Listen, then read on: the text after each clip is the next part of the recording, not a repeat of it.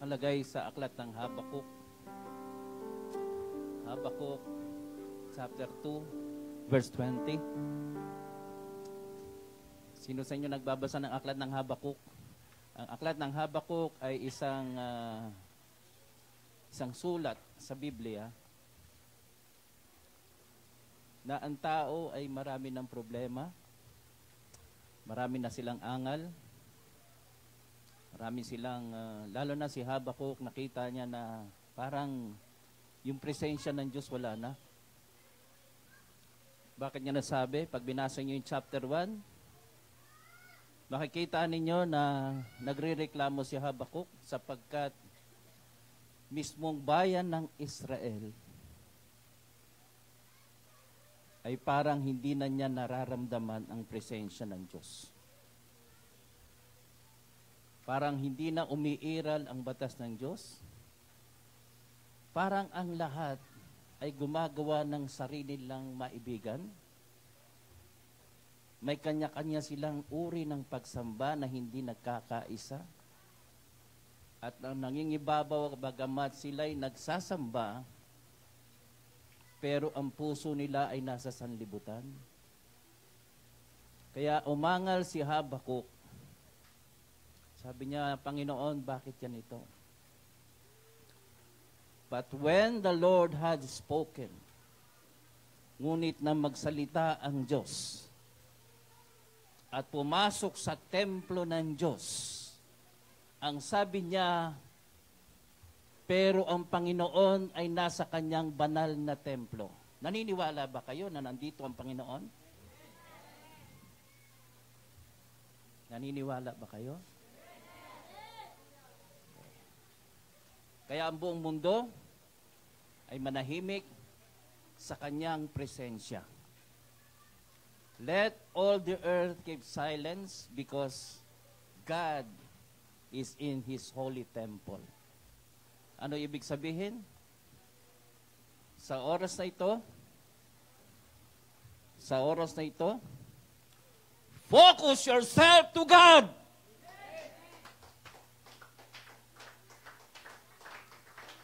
Wala kayong pakialam sa inyong katabi. Wala kayong pakialam sa cellphone nyo. Wala kayong pakialam sa problema ninyo sa bahay. Wala kayong pakialam sa mga bagay ng sanlibutan, but you have to focus today to God. Why? If you believe that God is in His holy temple, it's time for you to keep silent and listen to the Word of God. Kung naniniwala kayong may mensahe ang Diyos sa inyo sa araw na ito, then you have to focus. You have to focus on the Word of God and in the presence of God. Amen. So, Heavenly Father, we thank you for your presence today in the midst of our worship. We are begging from your heart, Lord, to bless our worship. Speak to our hearts, Lord, and let your be the heart of worship. May God bless us all. Whatever na marinig ninyo sa araw na ito, remember that I'm always quoting from the book of God. It is not from my own assumptions o sa sarili kong diwa. Kapag ako po ay nagsalita, pupunuin ko kayo ng salita ng Diyos. Sapagkat kailangan talaga na ang mangusap sa inyo ay hindi yung preacher nyo. Ang mangusap sa inyo ay ang salita ng Diyos. In Jesus' name we pray. Amen. Pwede na po tayong maupo.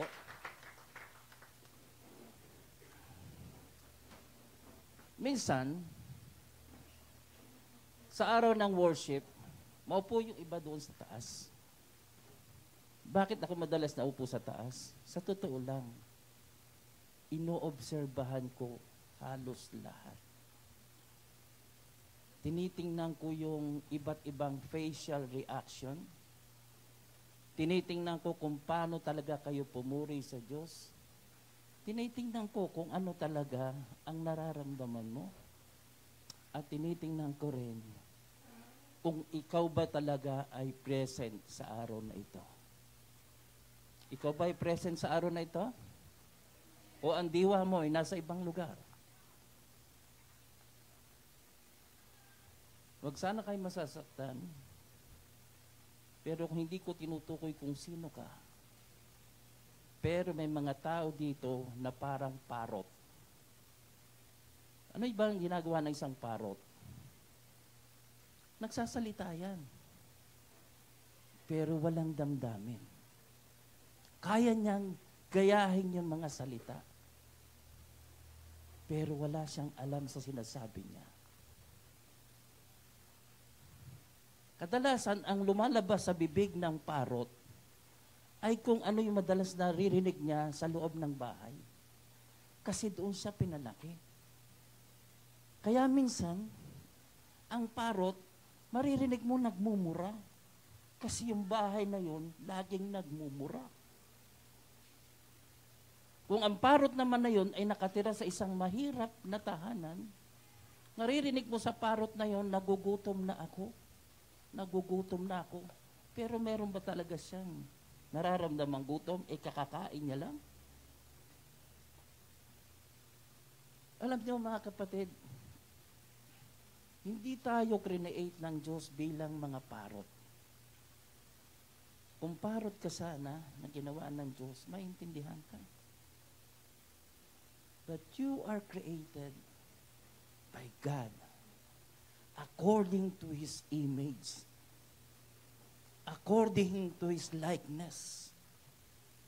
God has His own emotion.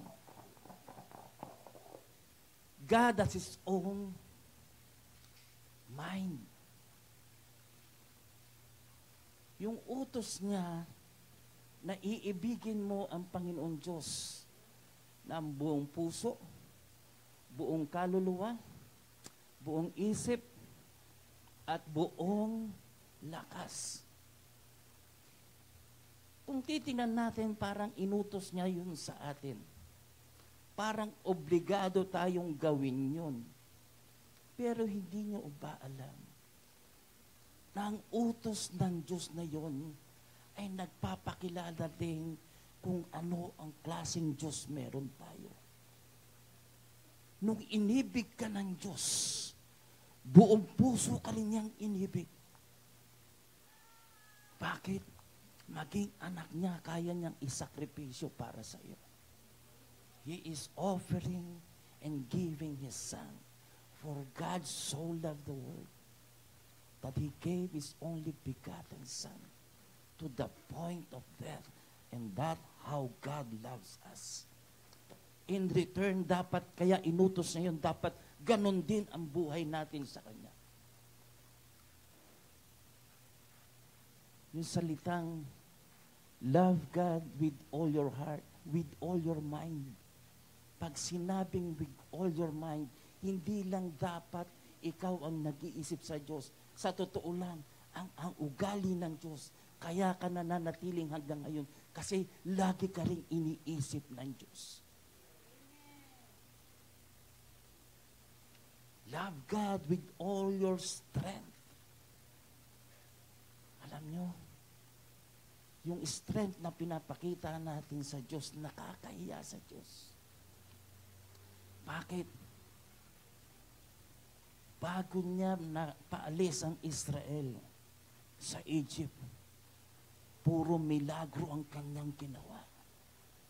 And that makes our God the most powerful God of all. Pero ikaw, nandito ka. Are you giving? Are you loving God with all your strength? Sorry. Pero wag niyo muna kausapin ng kautabi ninyo. Focus on the preaching.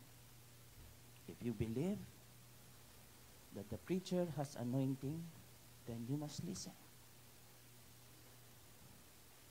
Kanina sa mga awit natin kanina, may mga hindi makaawit dahil hindi nga naintindihan yung awit. Yes, totoo. May mga umaawit pero parang parot lang. Sinasabayan lang at sumasabay din sa indayo. Gumagan din pare-pareho. Diba? Napansin niyo kanina? Nagkaganunan pero sumasabay ka lang ba? Or talagang napapaindayog ka dahil sa naintindihan mo yung awit? Si Joselito, kanina pa pinagmamasdan. Hindi bumubuka ang bibig niya habang nag-aawitan. Pero alam niyo, napansin ko sa kanya. Kahit hindi niya naintindihan lahat yan, pero yung kanyang puso nakikita ko, connected sa Panginoon. Kahit hindi mo naintindihan lahat ng bagay, but your heart must be connected with God. May mga taong tinitingnan ko rin kanina, hindi rin nakakasabay sa awit. Pero nakikita ko yung kanyang mukha.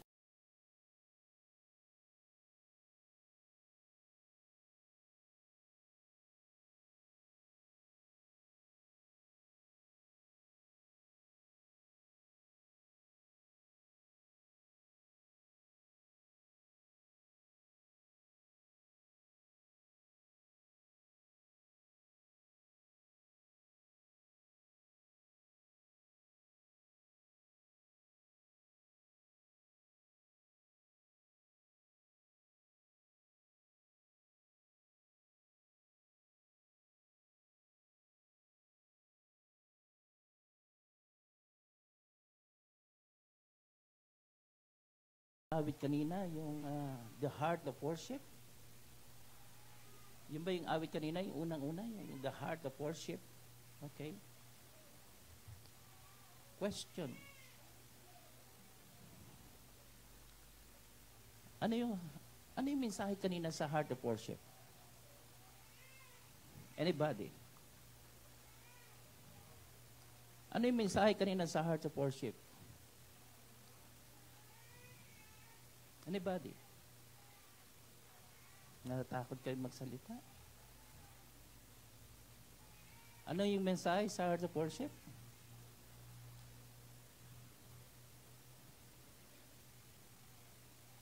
Huwag niyo sabihin sa akin na umawit kayo kanina, hindi niyo naintindihan. Kapag ka umaawit kayo at hindi niyo naintindihan, then you are like a parrot.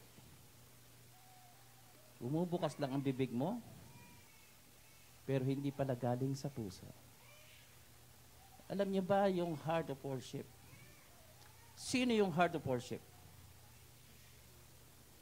Ha? Paulit-ulit kanina yun. We are coming to the heart of worship. Paulit-ulit yun. But do you know the heart of worship? Jesus. At ang sabi doon, He is what? Seeking deeply to what? To our hearts. Alam nyo, in every relationship, mahalaga din ang isip. Pero gusto ng karelasyon mo, sino mang papasok sa isang relationship, mahalaga din sa kanya yung puso mo. If we are entering to the heart of worship, who is Jesus Christ, then we have also to offer our hearts to God. At gusto ng Diyos sa bawat sasalitain mo. Alam nyo, isa sa hinahangaan kong umaawit dito ay si Brother Ricky. Kaya tinanong nga kanina kayo si Lito, ano ba ang pangalan noon? Lagi ko nalilimutan. Bago siya umawit, sinabi niya muna, salamat, pinagaling ako ng Diyos sa aking paa. Hindi siya makalakad. Pero pag pinansin mo yung kanyang awit, matatouch ka, sapagkat naire-relate niya yung kanyang awit sa pagtitiwala niya sa Diyos. Naire-relate niya yung kanyang awit sa milagro ng ginawa sa kanya ng Diyos. Kaya kung ikaw ay walang karanasan na bagay na pinagaling ka ng Diyos, na bagay na binago sa iyo ng Diyos, kahit anong awit mo, walang laman.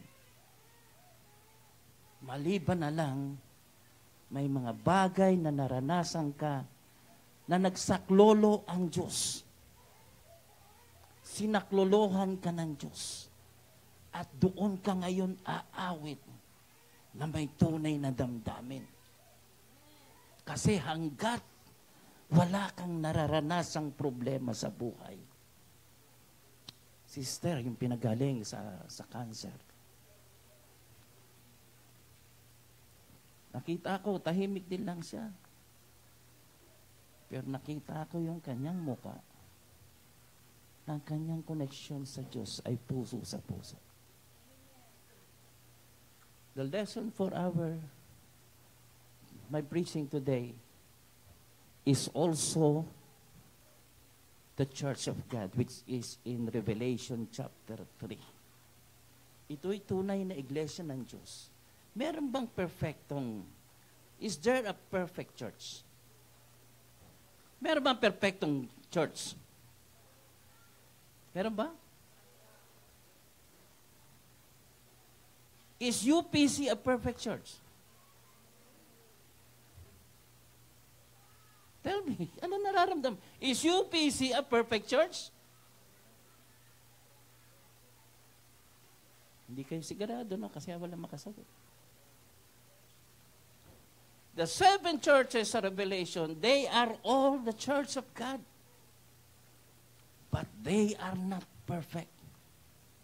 Corinthians is also a church built by Paul through his ministry, but still, when he wrote the 1 Corinthians and 2 Corinthians, pinakita niya kung gaano kayo kahirap, kung gaano kayo kapalpak, kung gaano kayo imperfect. When he wrote to the book of Romans, ganun din. They believe in salvation by works. Galatians, ganun din. Nagalit siya sa chapter 1 ng Galatians, sabi niya, na nangyari sa inyo, napakabilis niyong naniwala sa mga aral na mali. Why?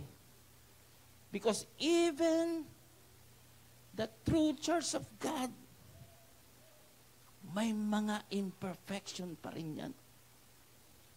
Not all, dito ba, meron bang perfect dito na tao? Taas ang kamay ng perfect. Di ba wala? Even I myself, I do not consider myself as a perfect. Kung walang perfecto dito, bawat isa, then what you call, ano ngayon ang church natin?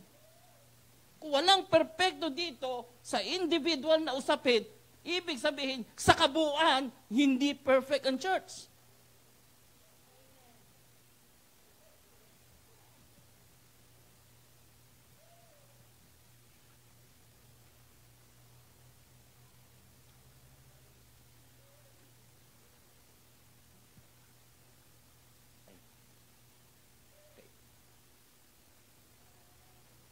Sardis, a true church with defect. Revelation chapter 3. And unto the angel of the church in Sardis, sabi ni Jesus Christ, isulat mo ito. These things saith he that had the 7 spirits of God and the 7 stars. Alam niyo, masakit. I know thy works. Alam ko, trabaho ninyo. That thou hast a name that thou livest. Meron kang parang pangalan na parang buhay, na buhay ka. But the problem is, pero patay ka sa katotohanan. Mukha ka lang buhay, para kang robot na gumagalaw din, pero walang damdamin, walang hininga. Pwede rin mo siyang mag-feed sa isang robot na, praise the Lord, hallelujah, praise the Lord. Kaya niyang gawin ng robot yun. Pati ang parot, kaya niya sumigaw ng praise the Lord, hallelujah, kaya niya yun. Pero yung salitang yun, walang buhay. Mukha ka lang buhay kasi gumagalaw ka. Mukha ka lang buhay dahil nagsasalita ka. But in the eyes of God, you are dead.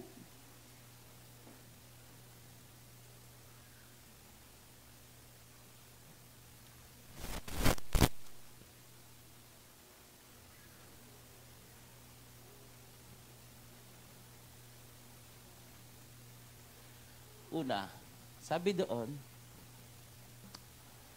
sino nagsuutos na isulat ito? These things said he that had the 7 spirits of God. Question, akala ko ba isa lang espiritu? Why there is what we call 7 spirits of God? Bakit? Akala ko ba isa lang espiritu? Bakit nagkaroon sa book of Revelation 7 spirit? Sa mga baguhan, hindi ko kayo tatanungin. Pero sa mga matatagal na, ano ibig sabihin ng 7 spirit? Akala ko ba isa lang? And then what? And 7 stars. Now, and the Spirit of the Lord will rest on him, based on Isaiah chapter 11 verse 2. These are actually the 7 spirits. The Spirit of the Lord, 1. The Spirit of wisdom and understanding, 3. The Spirit of counsel and might, 5. The Spirit of knowledge and the fear of the Lord. 7 Spirit. Hindi yun yung Holy Spirit, kundi may, sa Tagalog is 7 kaisipan, 7 ugali, 7 characteristics, 7 tinatawag na makikita mo sa kanyang ugali. Kaya si Christ, ano lagi niya sinasabi? My Father is in me. And Christ is the wisdom of God. And He understands. And He is what we call counsel. He has the spirit of counsel. Bakit? In Isaiah, ano sabi doon? His name shall be called what? Wonderful Counselor. Christ is also a mighty God. He has the spirit of might, the spirit of knowledge. Kaya hindi nyo kayang barahin si Christ because He understands, He knows everything. And then, and the fear of the Lord. Why the fear of the Lord? Because the fear of the Lord is the beginning of what? Wisdom. Kaya mapapansin nyo lahat ng kilos ni Christ.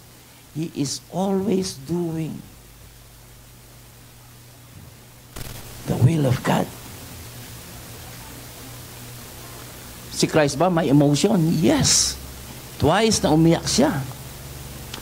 Isang iyak niya sa Bible ay yung umiiyak siya dahil namatay si Lazarus na kanyang kaibigan.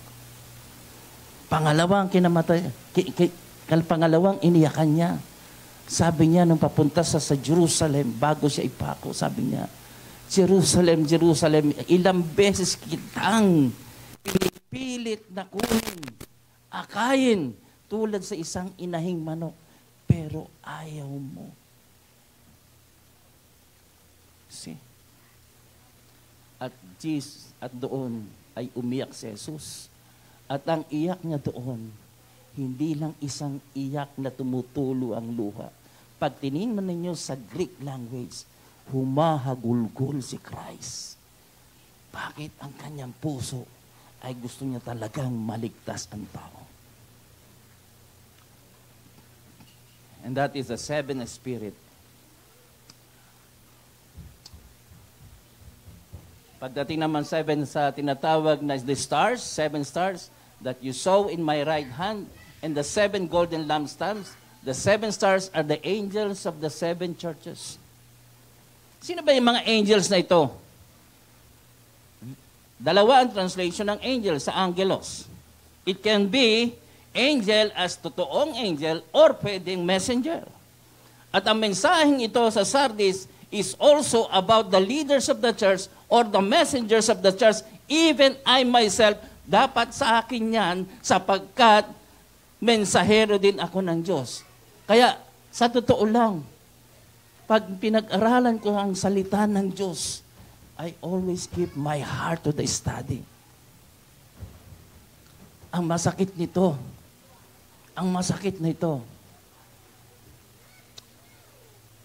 bakit ka tinawag ng Diyos?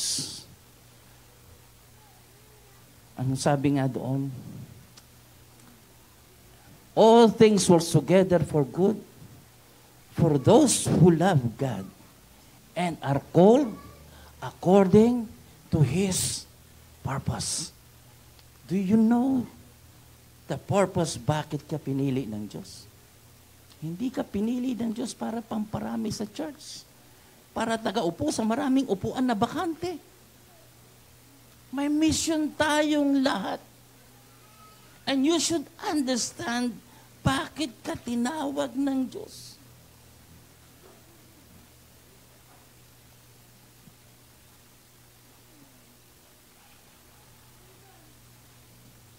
Ang pangalang Sardis, it also refers to the ancient city of Asia Minor. Isang lugar yon sa Asia Minor. Sa Greek is Sardeis, which could potentially derive from the Greek word sardion, meaning red gemstones or carnelian. Ano ba yung, bakit mahalaga sa kanila yung mga bato ng sardean? Bakit mahalaga sa kanila yun? Ano bang meron doon sa pananaw ng mga taga-Sardis? Okay. Ang sabi doon, the city of Sardis was historically known for its wealth, cultural significance, but spiritually, the church in Sardis faced significant issues of spiritual vitality and authenticity. Ano yon?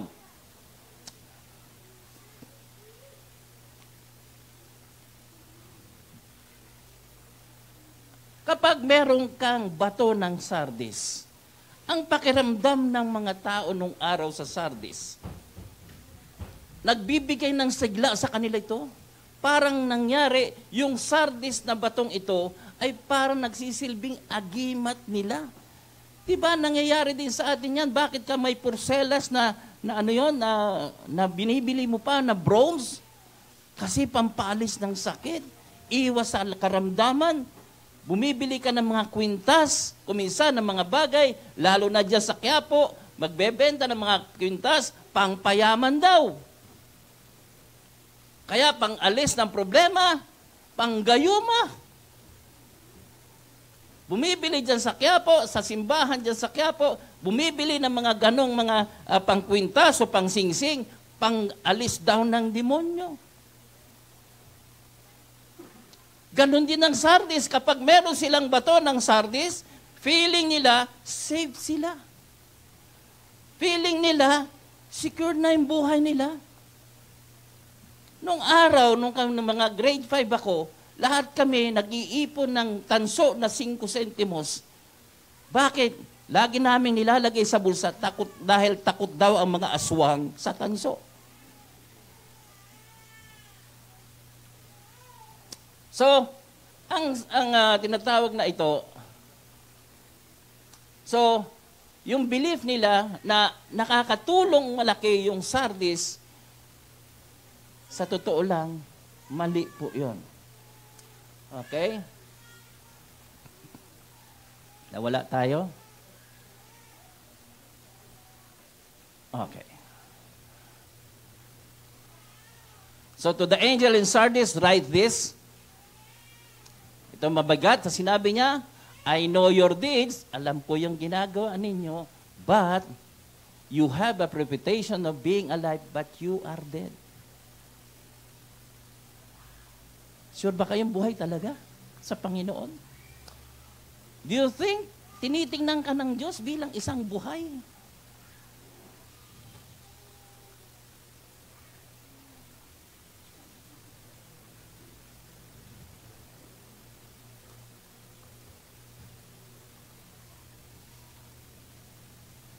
Nakakita na ba kayo ng the house of the living dead?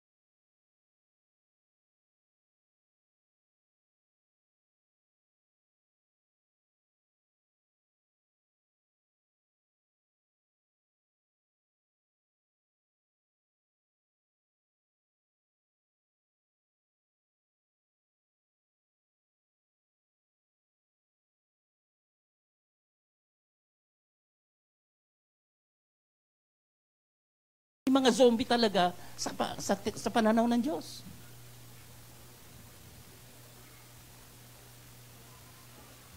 In the Bible, there are several examples of individuals. May mga tao talaga, examples sa Bible, or groups of who have reputation of being alive or righteous sa panlabas, but are spiritually dead.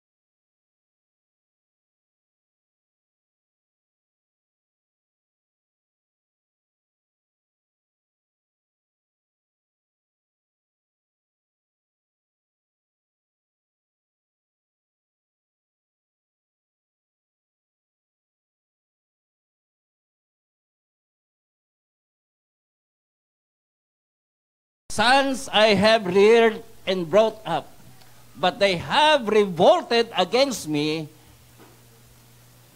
Ako'y nag-alaga ng mga anak. Ang problema, nagrebelde sila laban sa akin. Bakit? Mabuti pa ang ox, ang baka. Kilala nila yung owner nila. Mabuti pa yung donkey. Kilala niya yung kanyang master. But Israel does not know, my people do not understand. Mabuti pa yung hayop. Kilala niya yung kanyang pinuno, yung master niya. Mabuti pa yung ox, mabuti pa yung donkey, mabuti pa nga yung leon. Alam niya kung sino nag-alaga sa kanya. But my people do not know me. My people do not understand. Kung titingnan natin, mabuti pa yung hayop, natuturuan. Mabuti pa yung aso kapag hindi kasama sa bahay, tinatahulan. Pero yung kanyang amo, hindi niya tinatahulan. Kaya sabi niya, Isaiah chapter 1 verse 9, except the Lord of hosts had left us a small remnant, we would be like Sodom and Gomorrah. Sabi niya, maliban ang Diyos ay mag-iwan ng remnant o nalabi, ang bayang Israel ay magiging tulad sa Sodom at Gomorrah. Now,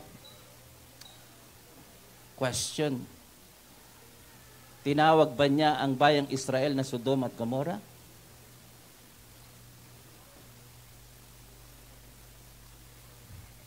In Isaiah chapter 1 verse 10, in-address niya agad ang Israel.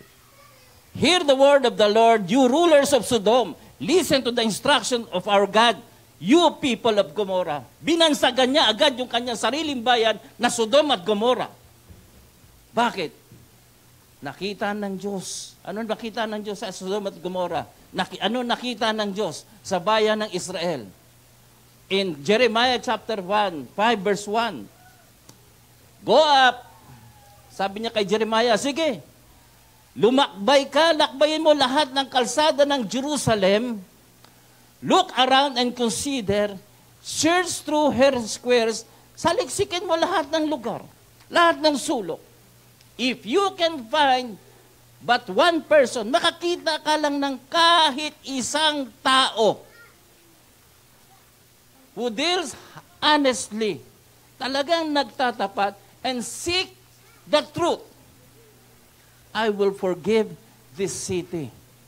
Sabi niya, gusto mo na wagwasakin ng bayan Jerusalem?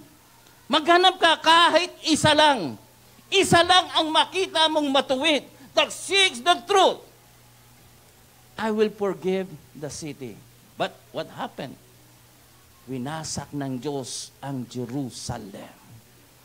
At ang sabi ng Ecclesiastes, ang kasaysayan ng Jerusalem sa kanilang pagkawasak ay paulit-ulit lang. Paulit-ulit lang. Nagtatatag ang Diyos ng kanyang bayan, pero kapag nakita niyang wala nang matuwid kahit isa, wawasakin ng Diyos yan.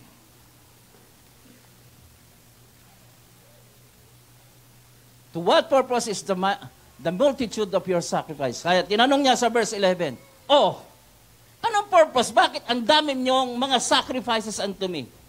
Ang dami niyong dinadalang mga hain, ang dami niyong dinadalang mga sacrifices, ang dami niyong regalo sa akin, ang dami niyong ginagawa sa akin.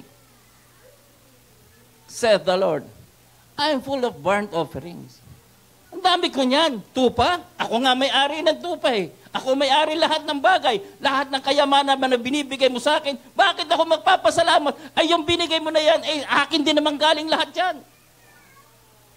Anong binigay mo sa Diyos na hindi galing sa Diyos? What have you given to God na hindi niya pag-aari? Kaya nga tinatawag na ang ikapo ay pagbabalik lang, hindi pagbibigay.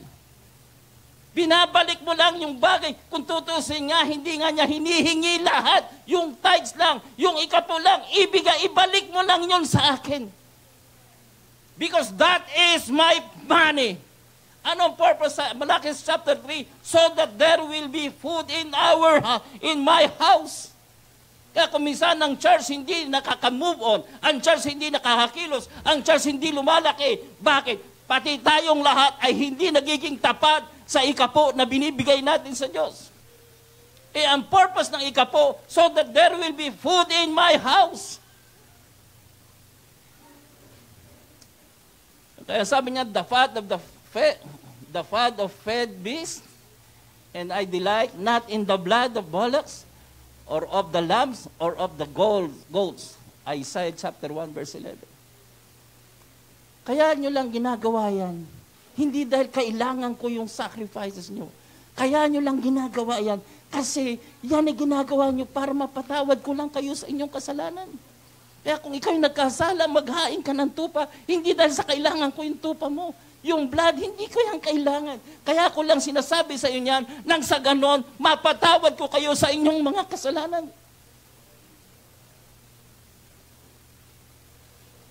When you come to appear before me, who had required this of your hand? To tread my court. Kapag dumarating kayo sa templo ko, sa bahay-sambahan ko, sino nag-require sa inyong mga kamay na gawin ninyo ito?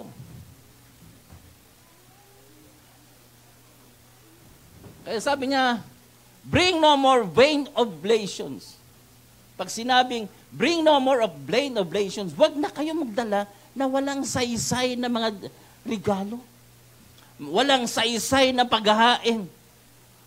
Incense is an abomination unto me. Kahit magsunog pa kayo ng kamangyan, pero ang puso nyo, kayo'y manggagawa ng masama, kahit araw-arawin nyo pang magsimba sa templong ito, at hindi nyo pa rin ginagawang aking mga bilisan nyo, walang silbi lahat yan. Kaya hindi nyo dapat kwentahan ang Diyos. The calling of assemblies, ang dami nating mga conferences, ang dami nating mga pinagagawa ng mga gawain, I cannot away with. It is in iniquity, even the solemn meeting. Nakakakita ako ng paglabag. Nakakakita ako ng hindi tama. Nakakita ako ng walang solemnity. Kahit anong gawin ninyong pagpupulong, kahit anong gawin ninyong pagkakaroon ng iba't ibang gawain, pero ang sabi ng Diyos, nakakita pa rin ako ng hindi tama. Ikaw ba yung kapatid?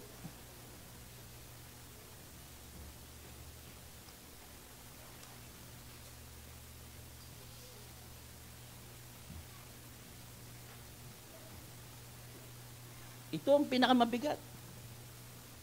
Kala nyo, prayer, okay na. Kapag hindi tayo gumagawa ng tama, anong sabi ng Diyos? When you spread out your hands in prayer, I will hide my eyes from you, even if you offer many prayers. I will not listen. Bakit? Your hands are full of blood. Hindi nakukuha ang Diyos sa pahabaan ng prayer. Hindi nakukuha ang Diyos sa maraming prayer. Hindi nakukuha ang Diyos sa maraming sacrifices. Nakukuha mo lang ang Diyos kung pinipilit mong maging matuwid sa harap ng Diyos, pinipilit mong huwag magkasala sa Diyos, then once you pray, kapag nagdasal ka, then God will listen. Pero hanggat hindi mo nililinis ang buhay mo at patuloy mong sinasadya ang pagkakasala, kahit puro pray, worship, kahit anong luhod ang gawin mo, God will not listen.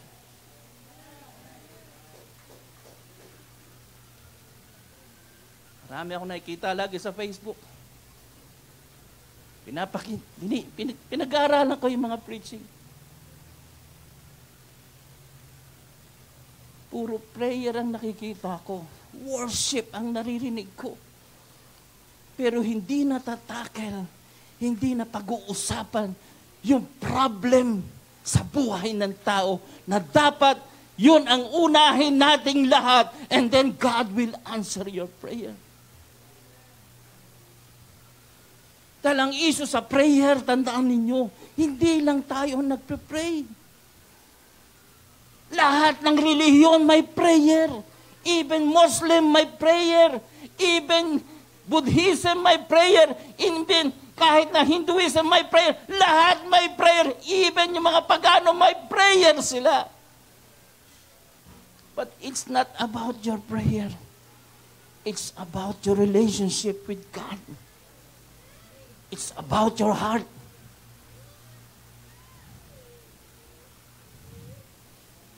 Lahat tayo dito nag-pray. Pero bakit yung katabi mo yung mayaman? Bakit yung katabi mo nawawalan ng problema? Pero ikaw nagpe-pray ka rin. Pero bakit hindi nangyayari? There is something.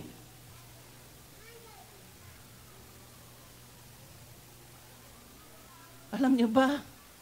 Sino may trabaho? Mayroong permanenteng trabaho dito. Taas ang kamay. May permanenteng trabaho.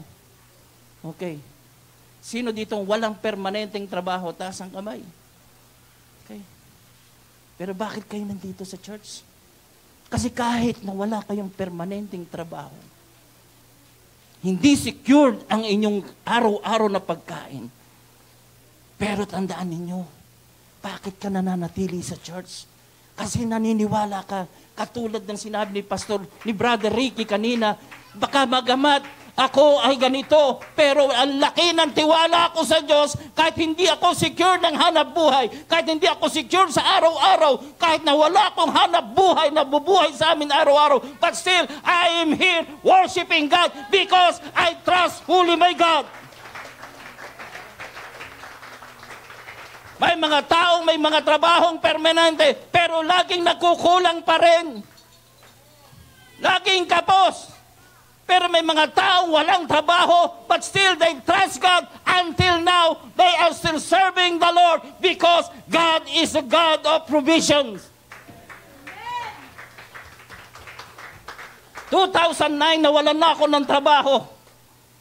Kung saan-saan kami natulog, nakatira. Ang pamilya ko, nagkawatak-watak kami. Hindi makatapos ng pag-aaral ang aking mga anak. But praise God, when I received Jesus in my life, hindi ako nagkaroon ng permanenteng trabaho pa rin. Pero ngayon, nakatapos ang mga anak ko lahat. Kung tutuusin, yung misis ko at saka yung bunso kong anak nagbabakasyon ngayong araw, kahagabi lang umalis, papuntang Malaysia ang magbabakasyon lang. Kasi, nakagawa nila yun. Pero ako, nung ako'y sumama sa Panginoon, it's more than a vacation. Sobra pa sa bakasyon. Bakit? When I am with the Lord, I can still the rest. I can still nararamdaman ko pa rin yung kapahingahan sa isip ko. Nung ako'y wala sa Panginoon, kahit marami akong pera, araw-araw ako nagproproblema. But when I know my Jesus, when I accepted Jesus in my life, wala akong problemang iniisip. Kapag may diniisip akong problema, I just pray to God and I see myself doing what is the will of God. Then I believe that God will answer my prayer.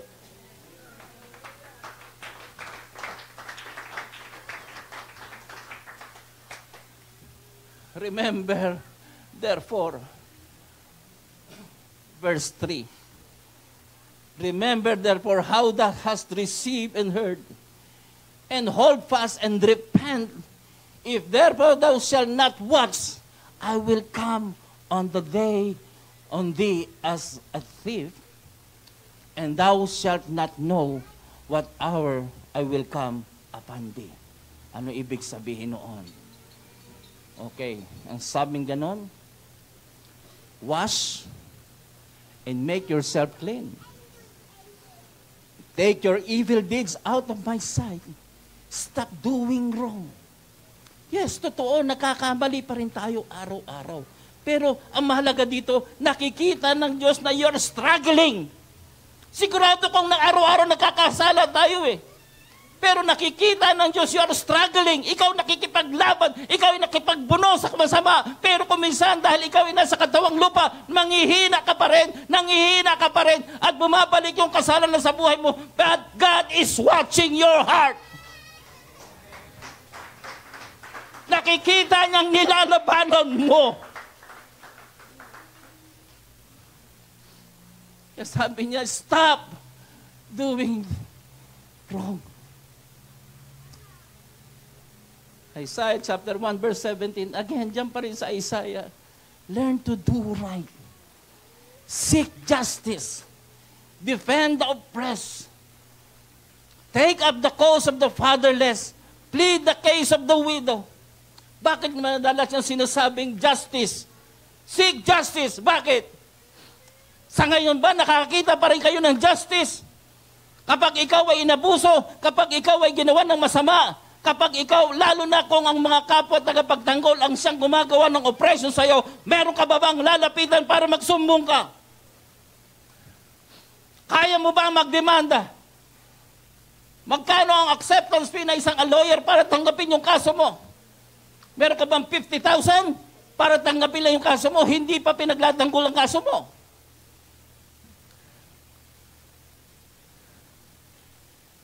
Meron pa bang justice? Pero sabi ng Diyos, kung kahit wala ng justice, seek justice. Defend the oppressed. Bakit? Mahalaga sa Diyos na ito ang laging tingnan natin, yung mga taong oppressed, yung mga taong fatherless, yung mga taong widow, sapagkat ang sabi nga sa James, ang tunay na relihiyon ay ano? Dinadalaw ang mga ulila at mga balo sa panahon ng kanilang kagipitan. Yun ang tunay na relihiyon at panatilihing malinis sa buong dumi ng sanlibutan. Yun ang tunay na larawan ng isang relihiyon.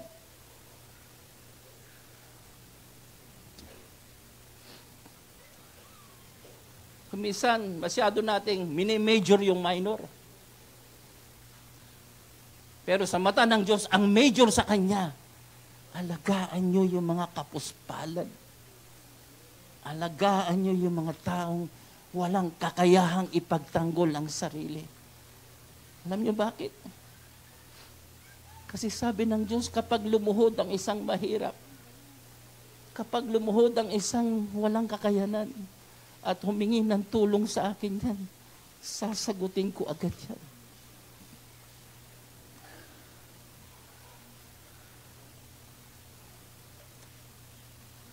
Again, ito yung problema ng Sardis. You have a reputation of being alive, but you are dead in my sight.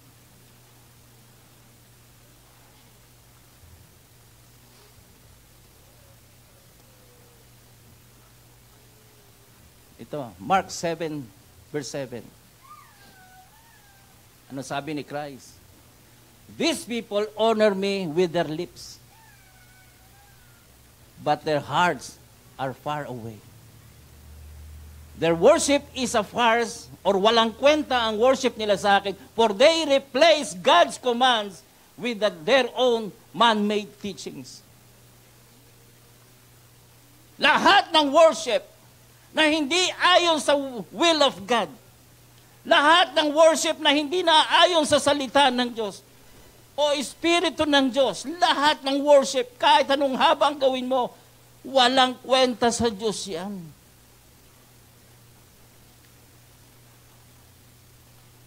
Ano yung mga worship na tinatanggap ng Diyos? That you should study.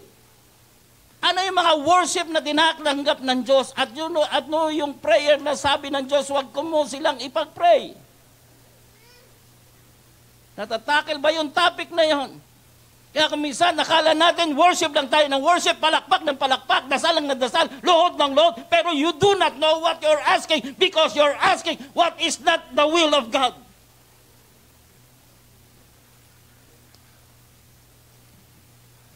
Lip service. Sana hindi mangyari yun. Na yung papuri mo sa Diyos is purely lip service. Pangbibig lang. But where is your heart?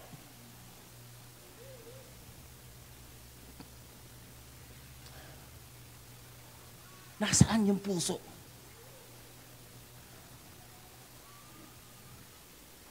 Alam ng Diyos, lahat ng ginagawa natin, if it is a lip service or part lang ng program, alam ng Diyos yung puso. Kaya yun yung awit kanina. The heart of worship is what? Jesus. And God is looking deeper, hindi yung isip mo. He is looking deeper in your heart.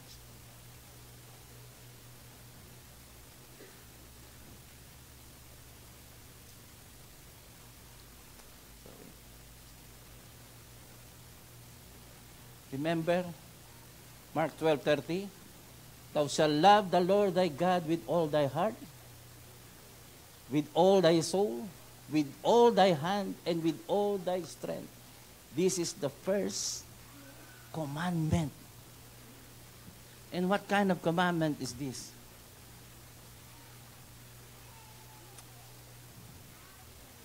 Thou shalt love the Lord thy God with all your heart, with all thy soul, and with all thy mind. This is the first and what? Great commandments of God. Kaya mahalaga sa Diyos. Once you worship God, put your heart to that kind of worship. It is not a lip service to God. Alam ng Diyos kung sino bolero dito. Alam ng Diyos kung sino may lip service lang dito. Pero alam ng Diyos kahit hindi ka nagsasalita, alam ng Diyos kung saan ang puso mo. Because your heart is the most important to God. Si Saul, physically, he is what? Maganda ang kapangatawan ni Saul. Si Solomon, pagdating sa wisdom, walang makakatalo sa kanya. But God chooses David because he is the man seeking the heart of God. And if your heart is inclined with the heart of God, then you are connected with God.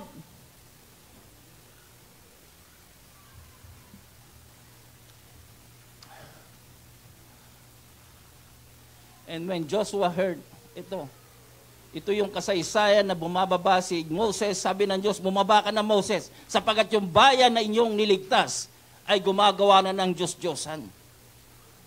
Okay. Habang pababa si Moses, sinalubong siya ni Joshua at ang sabi niya, and when Joshua heard the noise of the people as they shouted, he said unto Moses, there is a noise of war in the camp. Pero nag-aawitan yun sila. Pero ang dinig ni Joshua, parang gera. Alam nyo ba, ang ingay ng gera? Yes, pwedeng umaawit tayong lahat, pero hindi iisa ang tono natin. Hindi tayo nagkakasundo sa ating tono, hindi tayo nagkakasundo sa ating awit, basta nag-aawitan lang tayo. Kaya ang dinig ni Joshua, mukhang gera.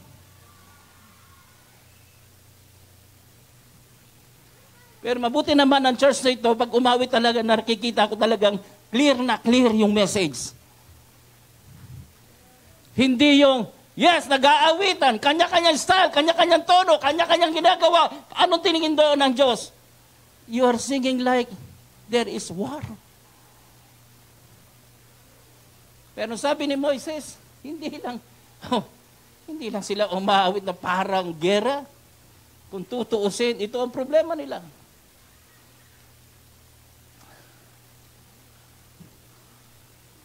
Sabi ni Moses, hindi naman yung awit ng victory. Hindi yung awit na isang parang nagtatagumpay. Kasi alam ni Moses, kahit kayo, alam niyo yung kanta ng parang awit ng masaya, di ba? Joyful.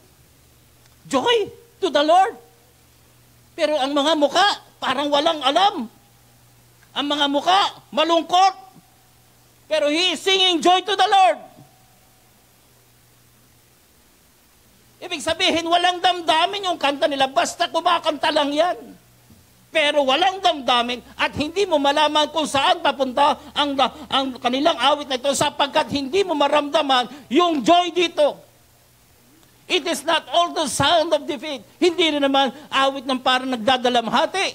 Hindi rin naman parang awit na nalulungkot. Hindi parang naririnig ko awit na may tinatawag na may damdamin. Pero ang sabi ni Moises, it is the sound of singing. Kumakanta lang yan. Kaya sabi nga sa inyo, subukan nyo maupo dito sa taas. Obserbahan ninyo. Tingnan ninyo yung mga muka. Pero hindi naman ako humahatol sa puso. Pero alam mo yung taong masaya. Alam mo yung taong malungkot. Alam mo yung taong habang umaawit, nararamdaman yung awit. Alam mo yung taong hindi lang nakikisabay. Alam ng Diyos yung puso ng bawat isa sa atin habang umaawit tayo. Pwedeng hindi ka umaawit dahil hindi mo naintindihan ang awit. Pero nakikita ng Diyos ang puso mo'y nakakonect sa Kanya. Kung minsan may nagpapaawit, pinipilit ipalungkot yung mukha kasi mellow yung tugtog. Meron man nagpapaawit, pinipilit sumaya yung mukha. But can you feel? Sabi nga ni Elton John, can you feel the love tonight? Nararamdaman mo ba yung puso?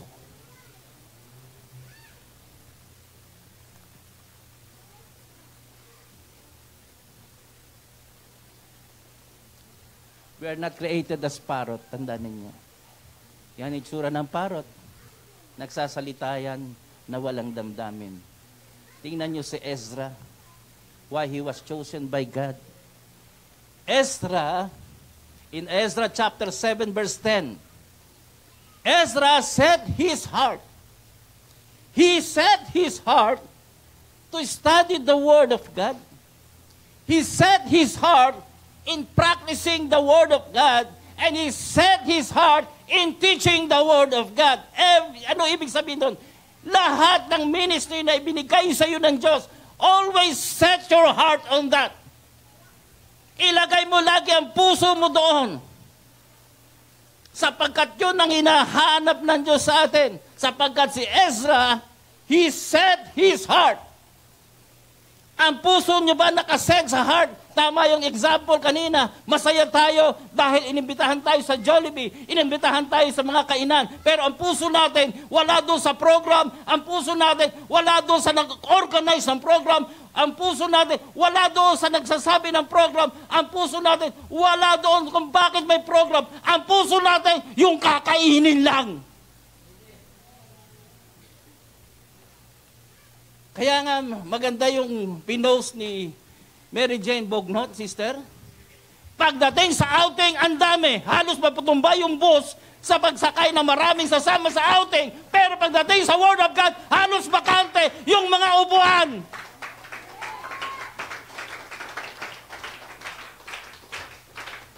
At ang sabi nga ni Pablo, lahat ng inaalagaan yung tiyan ay tinatawag pa rin idolatry.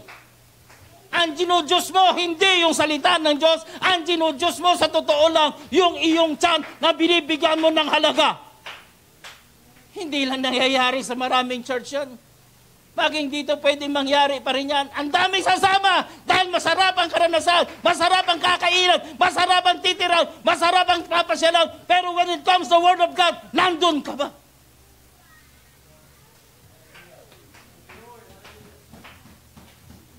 Subukan nyo Miyerkules, Biyernes, Sabado.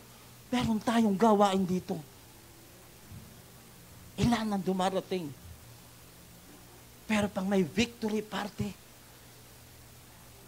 may kainan, kahit hindi imbitado dumarating.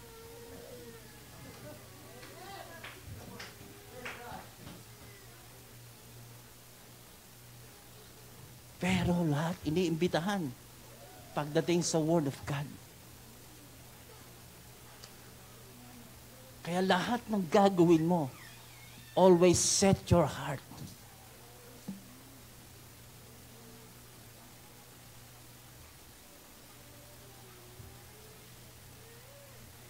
Kaya sabi doon, Revelation chapter 3 verse 2, wake up! Oy, gising! Magising na tayo sa katotohanan ito. Pag-aralan mo ang sarili mo na ngayon. Are you still with me? Are you still with God? Are you still with Jesus? Wake up! Why? Strengthen what remains and is about to die. Kung meron ka pang natitirang pag-ibig, kung meron ka pang natitirang pananampalataya, palakihin mo na unti-unti sapagkat malapit nang mamatay yung faith na yan, malapit na mamatay yung pag-ibig na yan. Kaya kung ano man ang natitirang meron sa iyo, na iniwan sa iyo ng Diyos, pagkayamanin mo yun. For I have not found your works complete in the sight of God. Ano ang sabi sa tinatawag na Sardis? Hindi ko nakita. You're complete in the sight of God.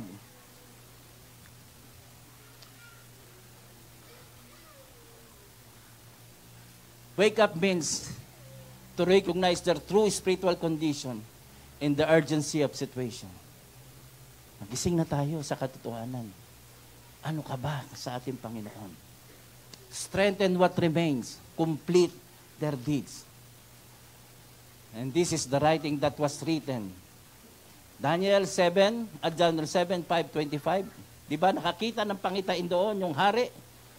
Doon sa Daniel, habang lasing na lasing sila sa tagumpay, biglang sumulat ang daliri ng Diyos sa wall. At ang nakalagay doon is what? Mene, tekel o person. Walang makaintindi noon.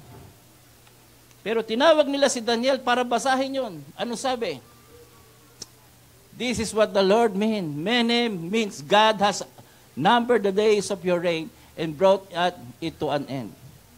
Nakita ng Diyos. Binilangan ka na ng Diyos. Ibig sabihin noon, matatapos na ang iyong kalokohan. Matatapos na ang iyong pag-ahari. Tekel means you have been weighed on the scales and found one thing. Tinimbang ka, ngunit what? Tinimbang ka, ngunit? Kulang. Masakit nito, tinimbang ka, ngunit ampaw. Tinimbang ka, ngunit walang laman. Peres, your kingdom is divided and given to the Medes and Persia.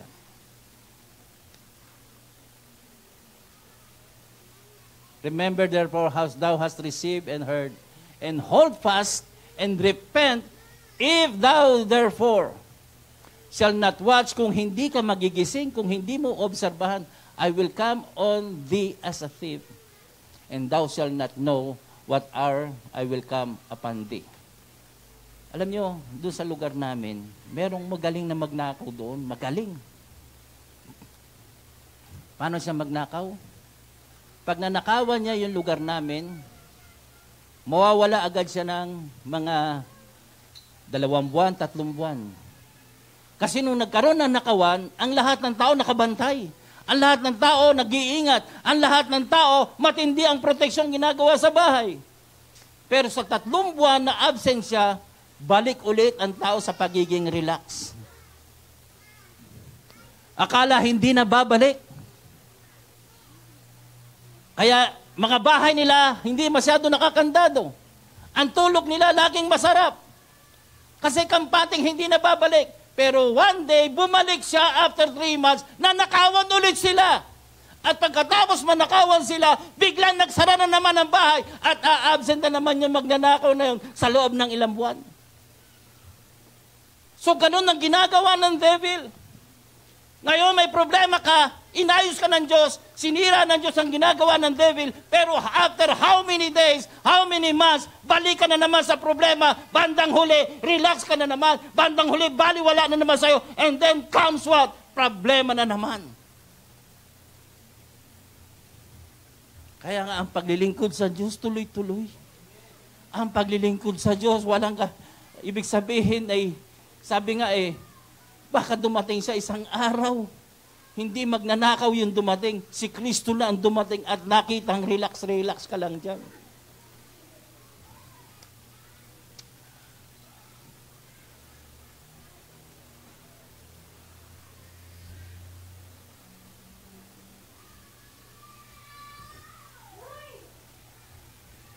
Okay.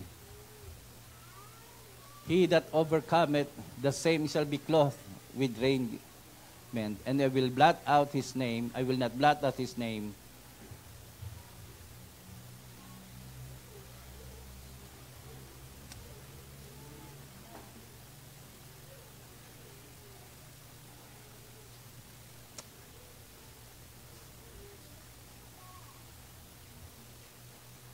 Okay.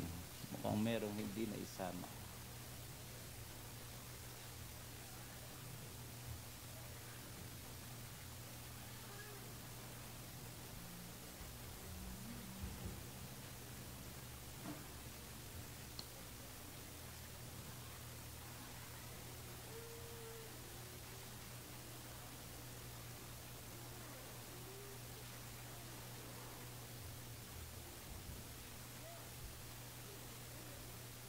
Okay. Ito yung Revelation chapter 4.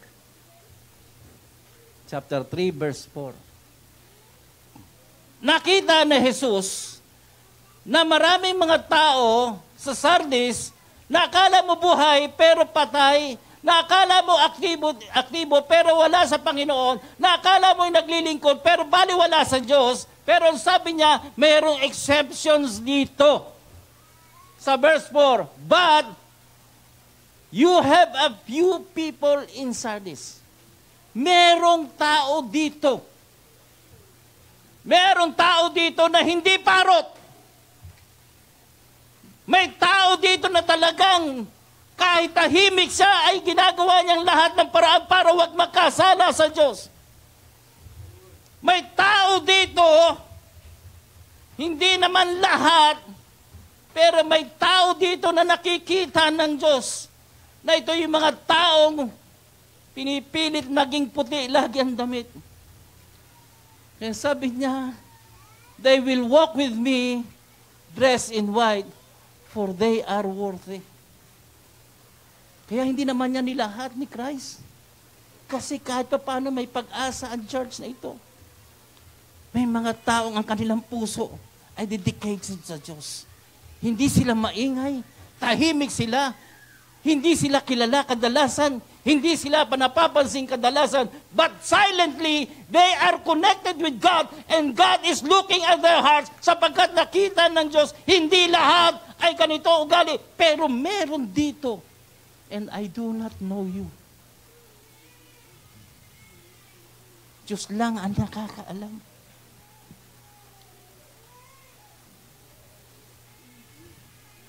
Who are those few people in white? God is calling you to stand up. Meron ba dito na kahit hindi siya naririnig sa church na ito, they are silent worshiper of God? Meron ba dito na mga taong nag-i-struggle sa kasalanan, pero nagpupumilit maging matuwid? Kung meron dito, na hanggang ngayon nakikipaglaban sa masama, kahit pabalik-balik na nagkakasala, pero nagpupumilit na gawin ang tama. Meron ba ditong gustong tumayo? Meron ba dito nakikipag-struggle sa kasalanan?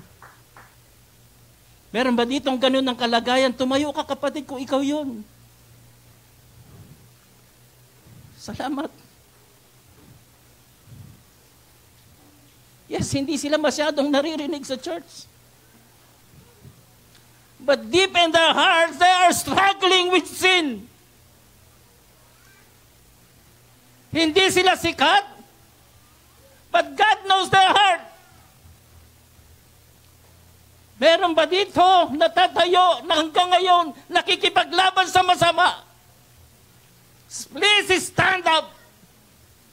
Katulad ng ating Panginoon, sabi niya, tatawagin ko sila at susuotan ko sila ng maputing damit.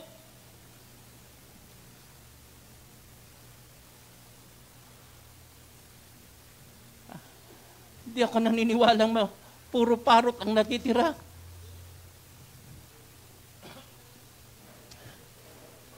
Bakit? Blessed are the pure in heart, for they shall see God.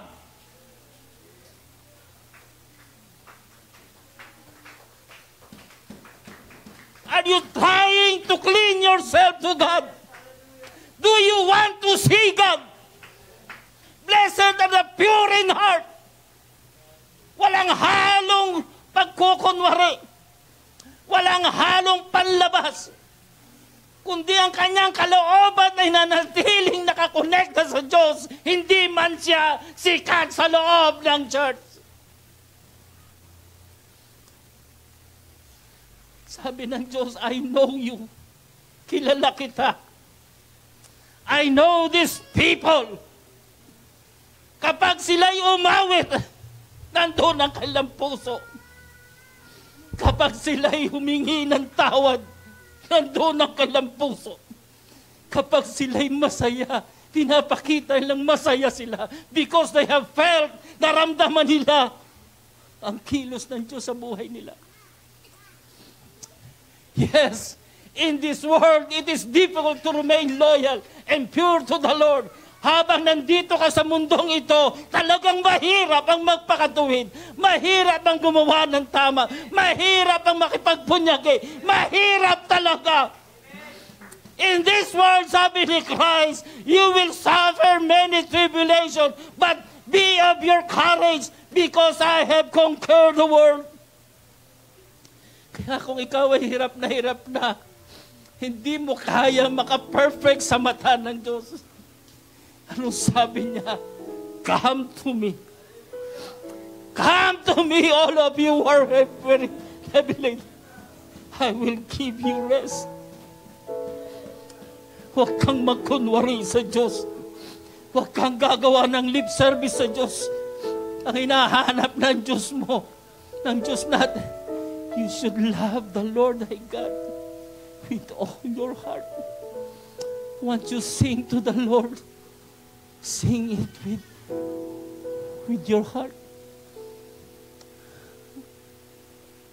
Sapagkat nung sinabi ng Diyos, love the Lord thy God with all your heart. Sapagkat nung inibig ka ng Diyos, binigay niya rin ang puso niya sa iyo. With all your mind, lagi kanyang iniisip. Araw-araw, pinagkakasala ka, iniisip ka pa rin niya. Anong hihilingin mo na hindi ko kayang ibigay? Kahit anak ko, kaya kong ibigay just for the sake of your salvation.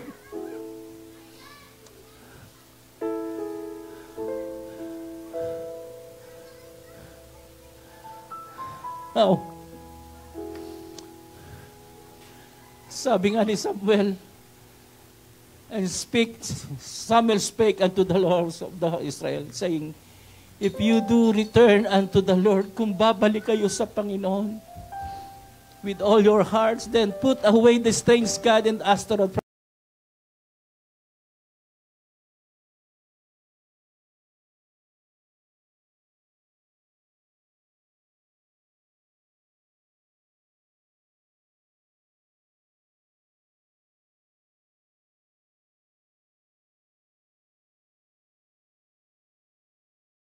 Yung inawit kanina na awit na the heart of worship. Kantahin natin na may puso yun. Pwede bang natugtugin natin ulit yun?